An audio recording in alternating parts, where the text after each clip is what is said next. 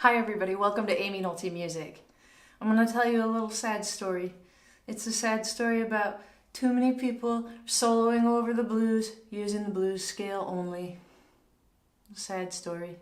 Oh my gosh. Neither of us know what to do about it. Shasta, what do we do about it? Shasta, do you like it when people use nothing but the blues scale? No, he does not. Today, I'm going to talk about 3 saxophone players who play the most lyrical blues solos ever. Do you know what I mean when I say lyrical?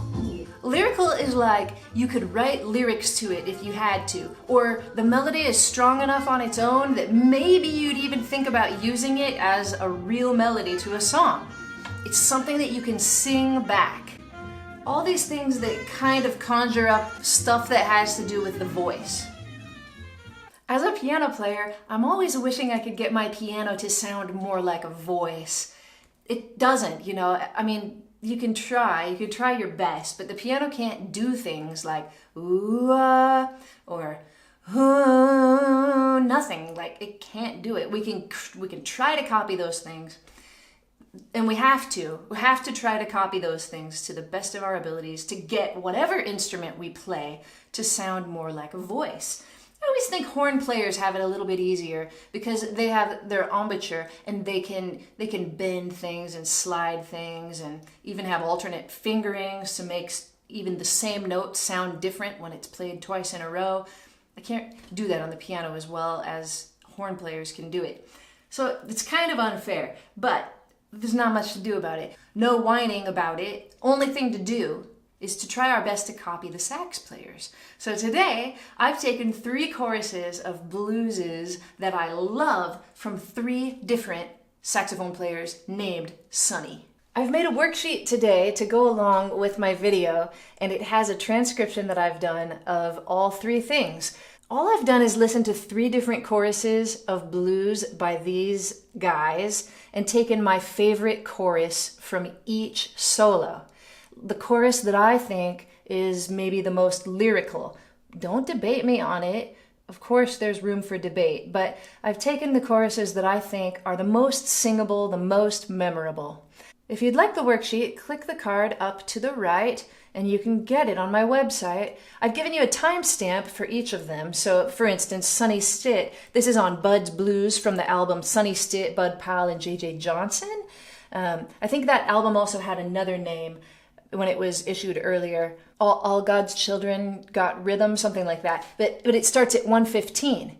And I'd like to break it down a little bit and talk about how you can use these ideas in your soloing to be less blues scale, more lyrical. Now, as I play this, I'm always worried about copyright infringement, so I'm going to play along with it or sing along with it or talk over it, whatever I can do to mess up the algorithm. But I just don't know how to show you how lyrical this solo is without actually playing you the solo. So, all right, here it comes. 1, 2.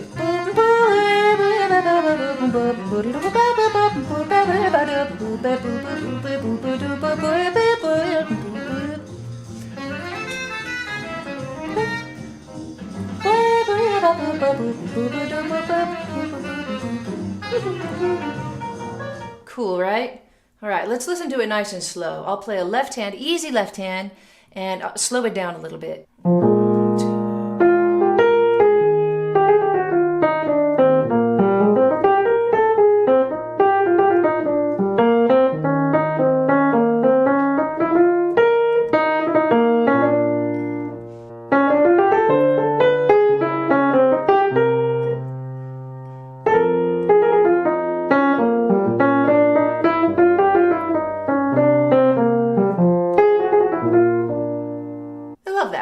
Were you able to follow along okay?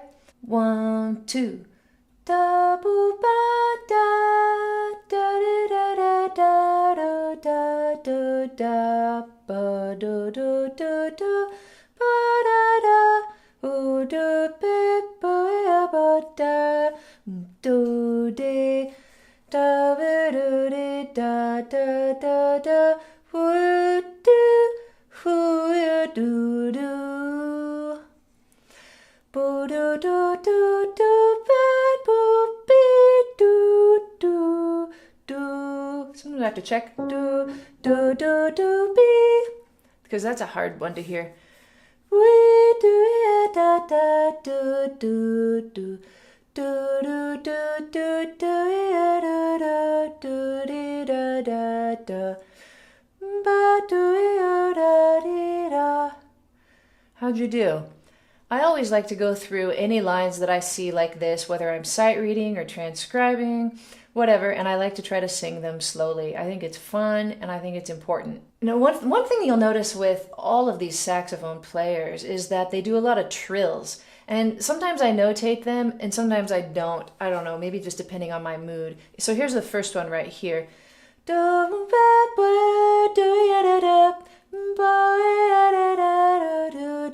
So I kind of felt like these were 16th notes. It's a trill, but they're done in 16th notes with this rhythm, ba ba ba da ba da boo da da, like that. So I actually wrote it out.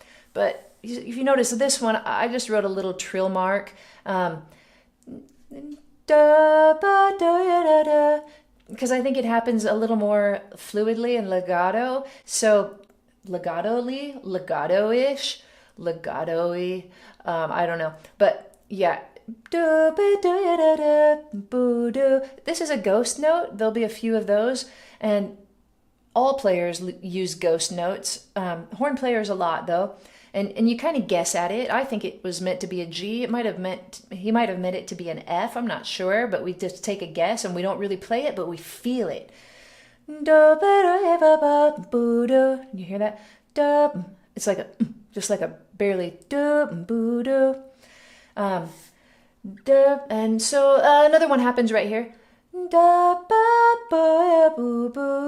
And this is a slide like this. You know, you can see that I've written out fingerings for all you piano players, because some of these passages are a little bit tricky. They're probably a lot easier to finger on the saxophone than they are on the piano. Once in a while, you'll see a place where, like, this is a slide from D flat to D natural, and I've written 2-2. That's because I want you to use your finger on both. So D flat to D, it's like a slide. And I think this is the last trill here. And those felt like 16th notes again. So that's one thing you'll notice with these saxophone players, and something that you can implement into your playing, is that sometimes you can add a trill. Let's notice when Sonny Stitt adds the trill. Happens on beat 2 here. Where was it here? It was beat 2 as well, wasn't it? Here it's beat 3. Where was another one? Here it's beat 2. Here it's beat 3. And this is kind of one. Here it's beat 4. So always on the beat. Ba ba ba da ba, or ba ba ba ba da ba, or ba ba ba ba ba do ba. Trills typically start on the beat. So we've seen every beat except for one. But it doesn't mean that you can't do it on beat 1. I just don't think Sonny Stitt ever did here. Sometimes people will ask me, like, what do you think this player was thinking about when he started his solo? What scale was he in?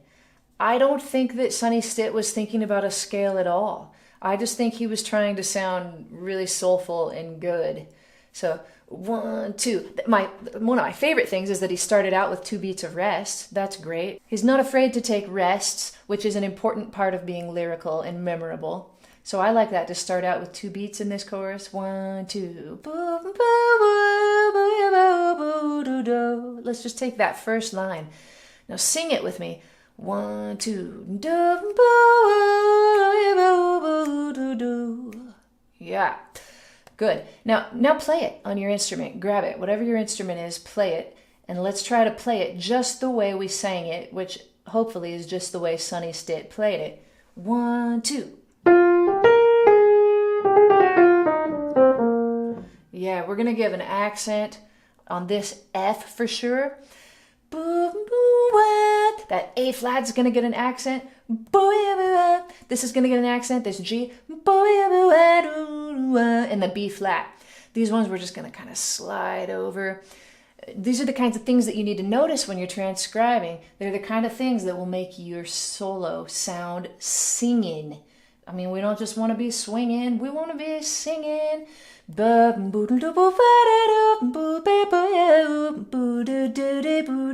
This is great. This is a line that you hear all the time, especially going to this 4 chord.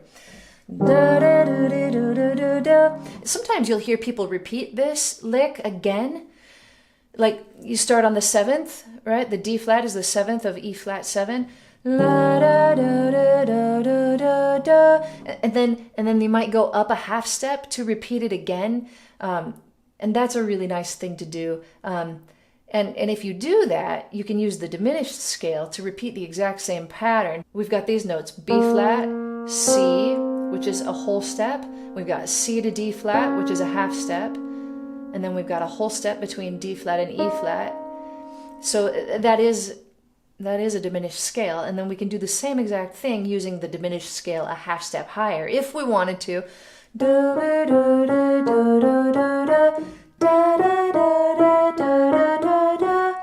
That's a common phrase, but Sonny Stitt didn't do it. But let's go back and play it the way that he did.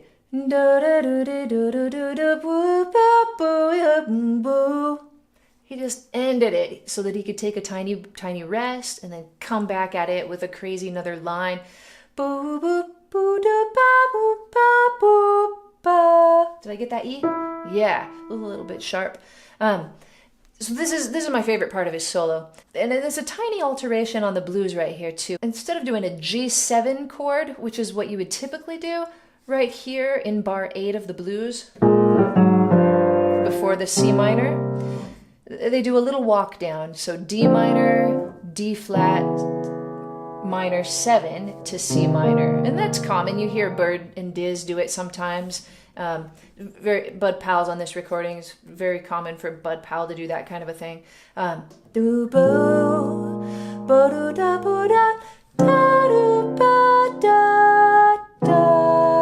So it very nicely outlines what's coming up next. And perhaps I should have notated it as a C flat, A flat, F flat even, because we're talking about D flat minor 7. But I don't know, my eyes like to see it as an E major kind of chord. They just do, I don't know. So I wrote it that way. So we've got a couple of chord tones of D minor, and then we're just anticipating a little bit because these are chord tones of D flat minor, this B and G sharp, or if I would have written it correctly, we would have a C flat and an A flat. Boo, boo, doo, doo. That's just outlining a D flat minor chord. But it surprises you, especially because he does it the beat before the chord actually starts. You're not expecting it. And then he actually anticipates the C minor that's coming up. So that's really hip, isn't it? Let's listen to it again. 3.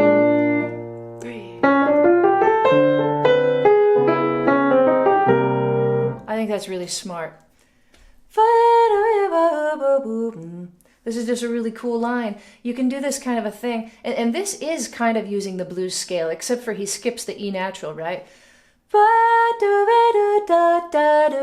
It's like a blues pentatonic instead without the sharp 4.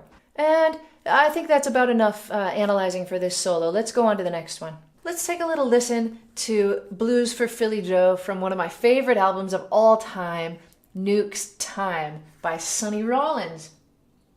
Again, I'm going to sing along.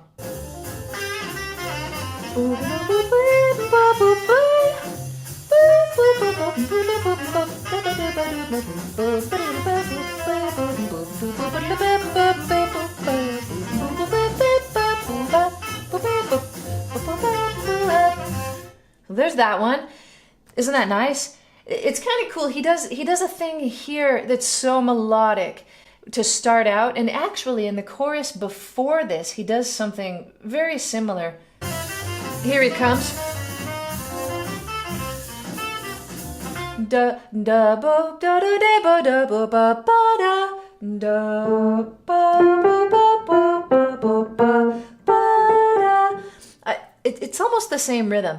Ba ba da ba ba ba da ba da. And the way that these two notes land, it just sounds like this chord needs to be B diminished to me. I don't think that in most of the choruses on this song that the band actually plays a B diminished, but I think these notes allude to it so much. In both choruses, the one that starts back around 147 and also the one that starts at 203, you'll have to listen to it yourself, but so I like that one, and then I like this one. Don't you think hitting this D so strong like that just makes you want to do a B diminished chord? I can't exactly say why. I mean, you could just stay on the B flat 7 chord and it sounds fine, but if you raise the chord to a B diminished, it's like it wants to go somewhere. So that's really nice. And this is just outlining an F chord, isn't it? So easy. And he does really lay back, so I wrote that in the notes. It's not really notated like this, but this is, I mean, sometimes you just have to notate things the way that you think they might be played if the soloist wasn't so dang cool. But Sonny Rollins is so dang cool, so you can just write lay back. Sing with me.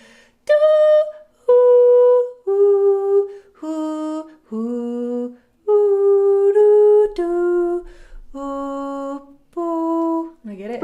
Yeah, those are really hard notes to hear. That's why I went slowly, because I don't think I can hit those very well if I go fast. I'd have to listen to this a whole bunch of times in a row in order to hit those really clearly singing fast. Especially because this is an F7 chord, and he's very hard hitting the sharp 11 and even the sharp 7 there at the end. So those are difficult to hear, the sharp 11 here too. It's a nice augmented sound.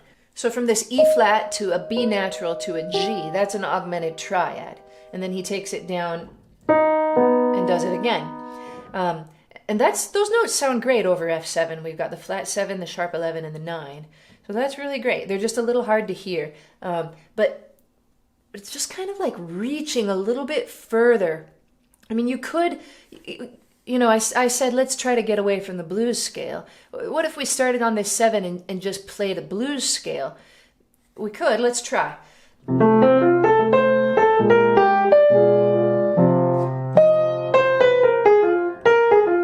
It would sound fine, but it doesn't stretch us at all. And it's, more boring than what we're going for today. So, I recommend just trying to hear that interval. I think if you can hear that interval, that's amazing. And you can just kind of stretch yourself a little bit, especially right here where we have like flat 13 to major 7. That's all pretty weird to do over F7, but it sounds really hip.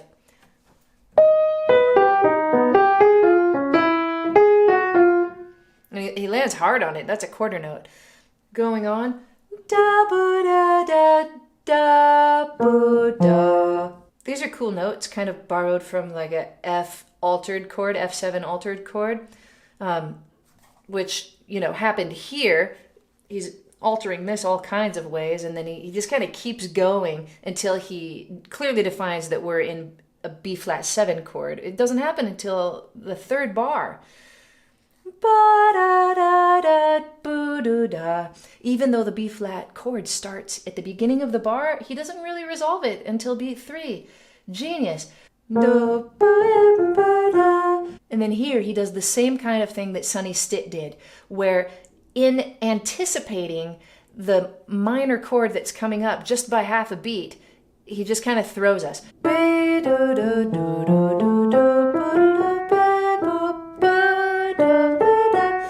So usually if I'm going to write if I'm going to write the minor 3 chord going to the dominant 6 chord, the dominant 6 chord is going to come in right here. We could also call this the 5 of 2 because G minor is coming up. Usually the D7 would come in on the first beat, but I didn't write it until beat 3 where this F sharp is heavily landed upon. And he did the same thing. He just delayed that chord. Really nice device by Sonny Rollins. Da, da, ba, da. It's just outlining G minor, pretty easy. And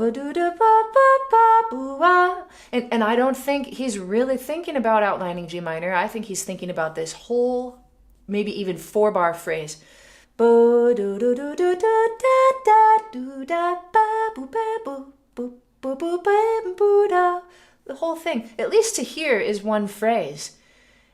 It's just a melody, you know. I don't even think about what key you're in or anything. He just heard a melody and played it, and it's so singable and so memorable. Way to go, Sonny Rollins. Now, one of the first saxophone players I ever transcribed or even heard as a kid was Sonny Criss. I heard him on an album I had of Buddy Rich. He played in the Buddy Rich band for a while, and I just thought his solo was so singable. I remember thinking that I can sing this solo. It's so nice. That's all I want to do is sing it. Mark of a good player, I think, makes you want to sing the solo along with them. So Sonny Criss on St. Louis Blues. From the album Blues pour flirter, I don't know how to say it. I think it's French, and it's a really nice solo. This one's easier than the other two. I thought I'd give beginners more of a chance for this one. It'll be easier to sing, it'll be easier to play. It's just very diatonic. It kind of stays right in the key of F. This one's an F blues. Let's listen to it and sing along. Here it comes.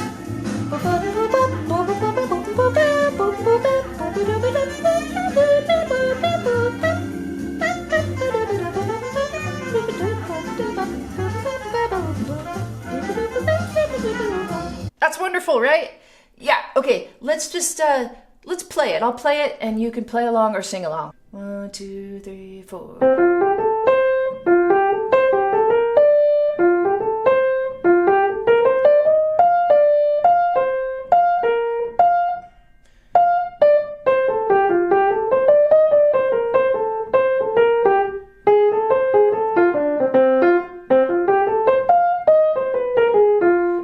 Our blues scale. Sonny didn't want you to abandon it altogether. We didn't hear it till the very end.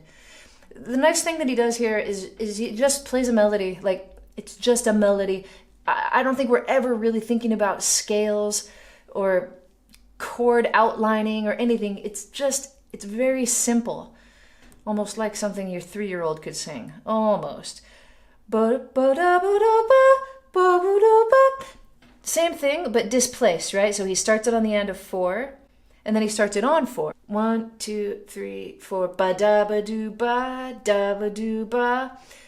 It's always cool to take your phrase and start it on a different note so that it feels different in the beat. That's wonderful, wonderful idea. But then he doesn't just stop it right there. He changes to almost like he's outlining a G minor, but really he's just staying in the key of F and doing it on the next scale tone.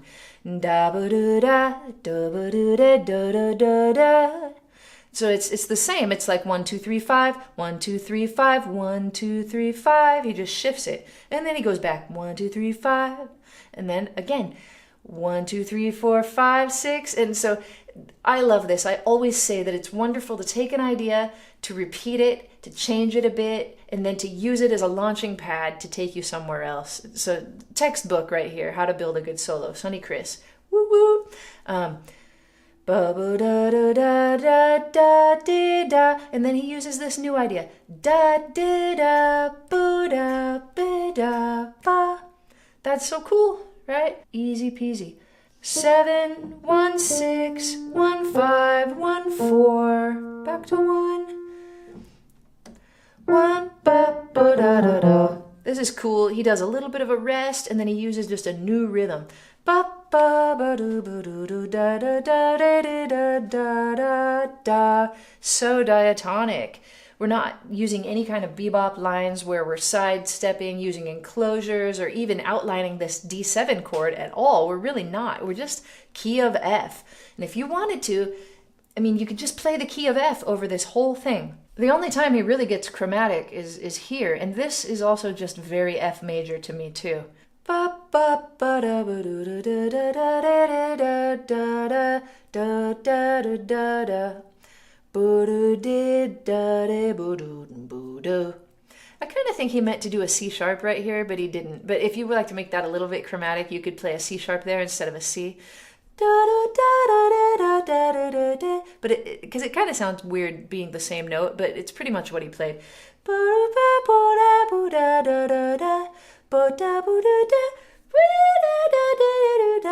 here you just, I mean, you hear that blues scale and it turns all soulful all of a sudden. But for a long time, we're just very nursery rhymey, everything key of F. So really, that ought to give you so many ideas of how to build a nice lyrical solo.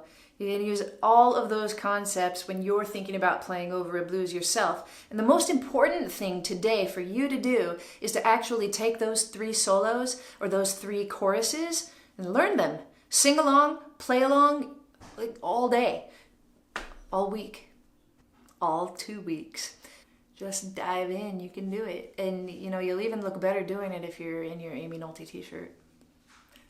I'll see you next time on Aimee Nolte Music. Bye.